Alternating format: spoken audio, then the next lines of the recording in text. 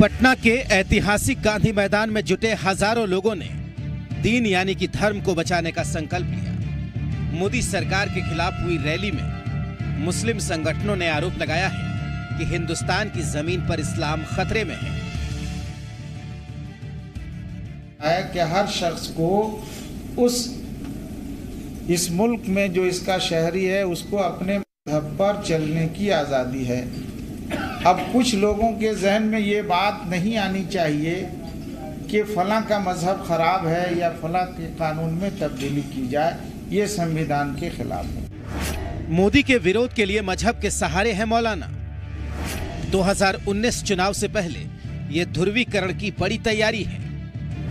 धर्म के नाम पर गोलबंदी से होगा मुसलमानों का भला। दीन के नाम पर देश को बांटने की साजिश हो रही है। दीन के नाम पर मोदी सरकार के खिलाफ हुई इस रैली को लेकर यह दावा किया गया कि रैली राजनीति से परे है। इसका मकसद शुद्ध सामाजिक है। लेकिन गांधी मैदान के आसपास लगे पोस्टर बताने के लिए काफी है कि रैली का मकसद सामाजिक है या राजनीतिक।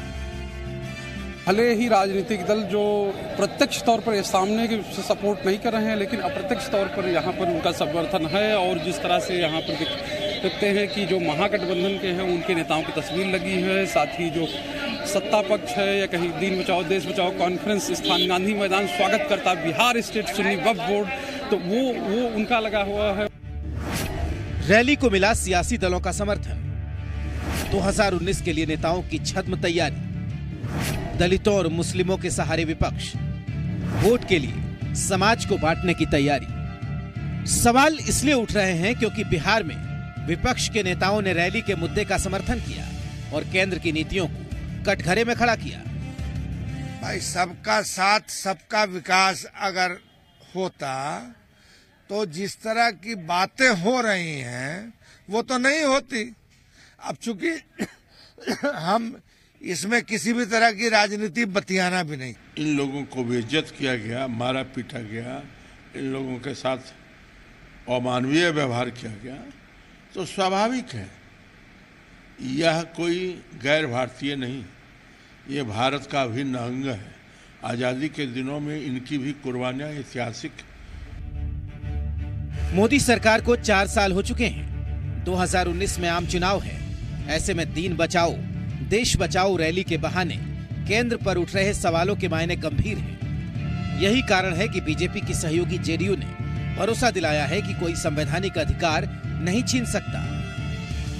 अपने निष्ठा के अनुकूल अपनी परंपराओं का निर्वहन करते हुए इस देश के अंदर रहना तो कोई छेड़छाड़ कर देगा, यह शासक वर्ग पर निर्भर करता है। अगर शासक ईमानदार है और कर्तव्यनिष्ठ है तो दुनिया में कौन माई का लाल है कि संविधान के रहते हुए कोई किसी के साथ भेदभाव कर दे।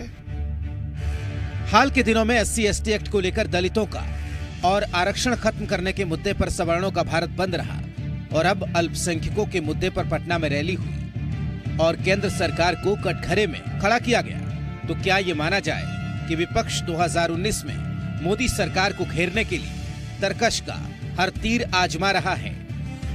शैलेंद्र के साथ रजनीश, जी मीडिया, पटना।